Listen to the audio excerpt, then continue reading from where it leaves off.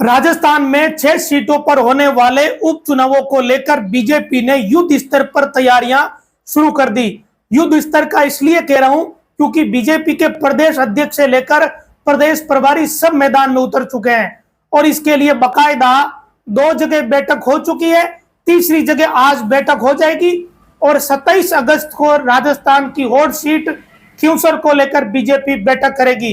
दौसा व देवली उनियारा को लेकर बीजेपी ने बैठक ले ली है और झुंझुनू की बैठक आज हो जाएगी। उसके बाद 27 अगस्त को बारी आएगी राजस्थान की हॉट सीट खींवसर की और खींवसर को लेकर बैठक में चर्चा करेंगे राजस्थान बीजेपी के प्रदेश अध्यक्ष मदन राठौड़ व प्रदेश के प्रभारी राज्यसभा के सांसद राधा मोहन। और बड़ा ही महीन बीजेपी ने इसका कॉन्सेप्ट बनाया है। 3-4 तरह की बैठकें आयोजित हो रही है और इन बैठकों के जरिए यह निचोड़ निकाला जा रहा है कि किसे टिकट दिया जाए, टिकट का योग्य प्रत्याशी कौन है, यह तय किया जा रहा है बीजेपी के प्रदेश अध्यक्ष मदन राठौड़, प्रदेश के प्रभारी राधा मोहन दास अग्रवाल, से प्रभारी विजय राहटकर सहित प्रभारियों द्वारा। और ये फीडबैक लेने के लिए सब जगह जा रहे हैं। आज झुंझुनू जाएंगे। झुंझुनू और खींवसर ये 2 वो जगह है, इन दोनों को लेकर बीजेपी सबसे ज्यादा उत्साहित है।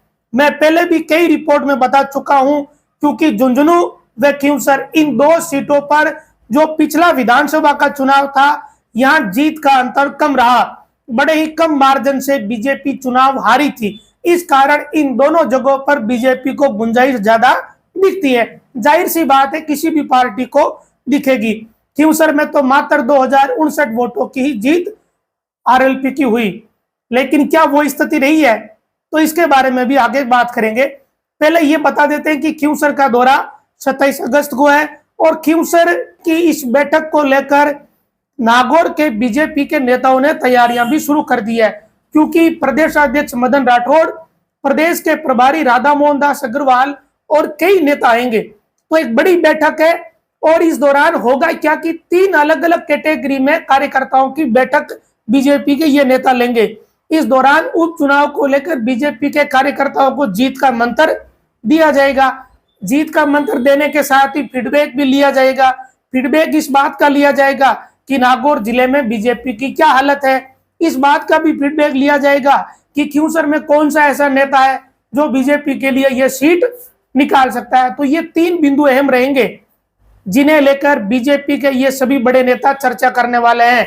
नागौर बीजेपी की क्या स्थिति है, क्या कौन सा ऐसा नेता है जो खींवसर में बीजेपी को जिता सकता है और कौन कौन दावेदार, तो बहुत कुछ है देखो।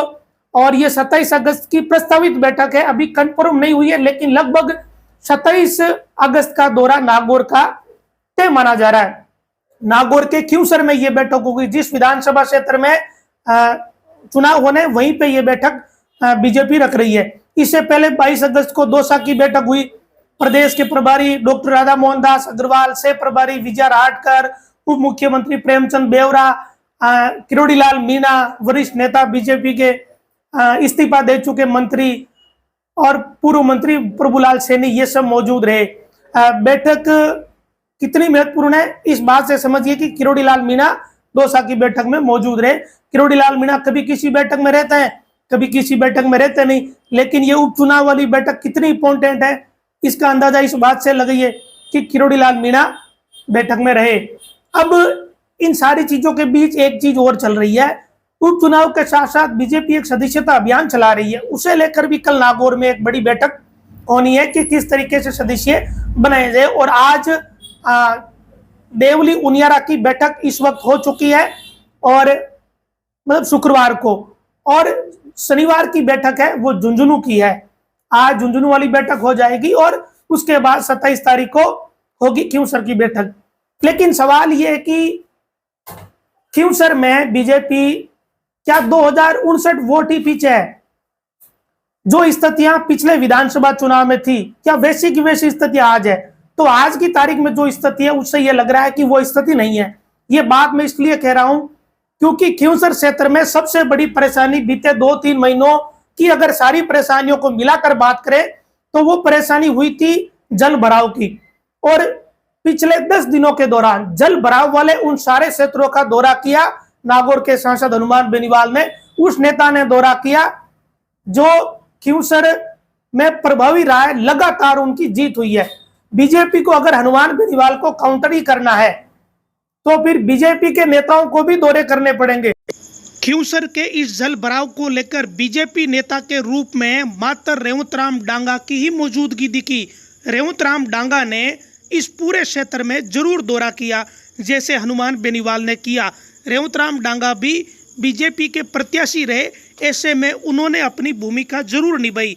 डांगा उन सभी क्षेत्रों में गए जहां जल भराव वाले हालात थे। डांगा ने अधिकारियों से भी बात की ताकि कुछ सहूलियत उन लोगों को मिल सके या कोई मुआवजा मिल सके। रेवंतराम डांगा ने गांव के स्थानीय लोगों से भी मुलाकातें की जैसे हनुमान बेनीवाल ने की। तो ये दो नेता ऐसे हैं जो खींवसर में इस पूरे जल भराव के दौरान सक्रिय रहे। बीजेपी की तरफ से रेवंतराम डांगा और आरएलपी की तरफ से हनुमान बेनीवाल, लेकिन बाकी के नेताओं की सक्रियता कहीं दिखी नहीं।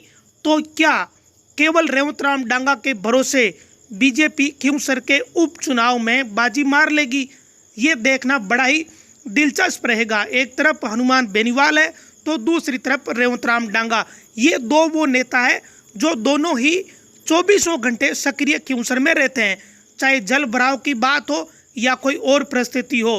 खींवसर में इन दोनों की सक्रियता एक जैसी ही है। हनुमान बेनीवाल भी जब भी मौका मिलता है तो सक्रियता दिखाते हैं। उनके पास सांसद पद की जिम्मेदारी है, ऐसे में बेनीवाल दिल्ली भी जाते हैं। रेवंतराम डांगा स्थानीय स्तर पर रहते हैं तो उनकी मौजूदगी थोड़ी ज़्यादा दिखती है, लेकिन लगभग हनुमान बेनीवाल उस चीज़ को कवर कर लेते हैं। इन दो नेताओं के अलावा तीसरे किसी नेता की सक्रियता कहीं दिख नहीं रही।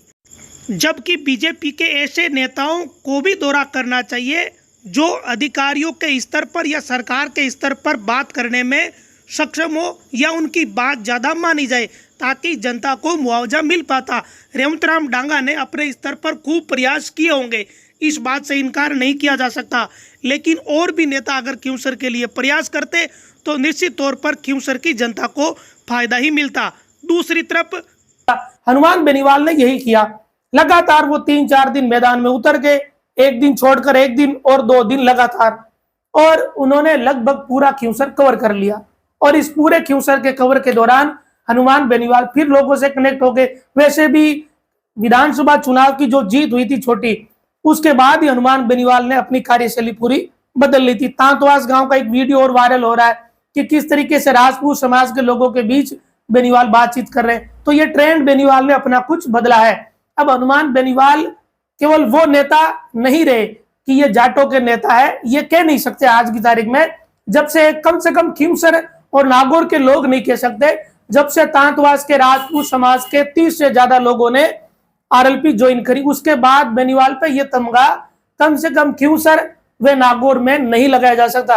और वैसे भी चांदापट्टी में बेनीवाल को वोट मिलते रहे, ये बात जग जाहिर है। नारायण बेनीवाल की जीत किस वोटों के कारण हुई, क्या परिस्थितियां बनी थी, वो सब जानते हैं। चांदापट्टी ने भरपूर बेनीवाल परिवार का साथ हमेशा दिया है, चाहे वो किसी जाति के रहे हो। ये नागौर की सियासत है। अब इस इतनी महीन सियासत के बीच जब 27 तारीख को बीजेपी के प्रदेश अध्यक्ष मदन राठौड़ और प्रभारी राधा मोहन दास अग्रवाल ये सोचेंगे कि बीजेपी तो यहां मात्र 2059 वोटों से पीछे है, उनको तो यही लगेगा दिखती बात, तो क्या इससे बीजेपी 2059 वोट कवर कर लेगी? अब देखना यह है कि 27 तारीख को बीजेपी के कौन कौन से दावेदार आते हैं। ये बात भी बड़ी महत्वपूर्ण है। एक नया दावेदार आएगा, बिल्कुल फ्रेश दावेदार, ये बात है। इसके अलावा 3-4 दावेदार वो है जो लगातार टिकट मांग रहे हैं, और 2-3 और दावेदार। ऐसे में मुश्किल रेवंतराम डांगा के लिए खड़ी हो चुकी है, इसमें कोई दो राय नहीं। अब वो बात नहीं रही कि रेवंतराम डांगा इकलौते दावेदार है, वो बात बिल्कुल नहीं रही। रेवंतराम डांगा के साथ 2-3 मजबूत दावेदार तैयार हो चुके हैं, और उन दावेदारों ने रेवंतराम डांगा के लिए भारी परेशानी एक तरीके से खड़ी कर ही दी है। और 27 तारीख को वो बात एकदम जग जाहिर हो जाएगी, जब ये परेशानी इतनी सामने आएगी। जिन रेवंतराम डांगा द्वारा इतने प्रयास किए गए वो आरएलपी को छोड़कर आए, मशक्कत करी। अब रेवंत राम डांगा के सामने नए नेता, नए किरदार, नए करेक्टर आ जाएंगे और उस स्थिति में वो जब टिकट मांगेंगे तो ये स्थिति बड़ी देखने वाली रहेगी। और अगर इन सब नेताओं के बीच आपसी कोऑर्डिनेशन नहीं हुआ तो हो सकता है कि फिर ज्योति मिर्धा कोई नया दांव चले। कुछ भी हो सकता है भाई, सियासत है। तो क्यूंसर का चुनाव और क्यूंसर में बीजेपी की टिकट फिलहाल के लिए दोनों ही फंसी हुई है। हालांकि अभी इतनी नहीं फंसी है कि उसको निकाल नहीं सकते, लेकिन अगर समय रहते इसको नहीं संभाला तो वो इतनी फंस जाएगी कि निकाल ही नहीं पाएंगे। और दूसरा जो नेता है वो मैदान में उतरा हुआ है, वो अपने थोड़ी बहुत जो कमी बेसी रही उससे बाहर निकल ही गया एक तरीके से। जितने दौरे इन दिनों क्यूंसर के बेनीवाल ने किए उससे तो कम से कम ऐसा ही लग रहा है। तो 27 का सबको इंतजार है, 27 अगस्त को बैठक होगी तो क्या रहेगा वो हम आपके साथ बताएंगे। आप भी अपनी प्रतिक्रिया जरूर देवें कि क्यूंसर में बीजेपी किसे टिकट देने वाली है, रेवंत राम डांगा, जगदीश बिडियासर, भागीरथ राम या फिर भागीरथ मेहरिया या ज्योति मिर्धा। ये 5-7 नाम है, आप बताना कमेंट बॉक्स में। नमस्कार।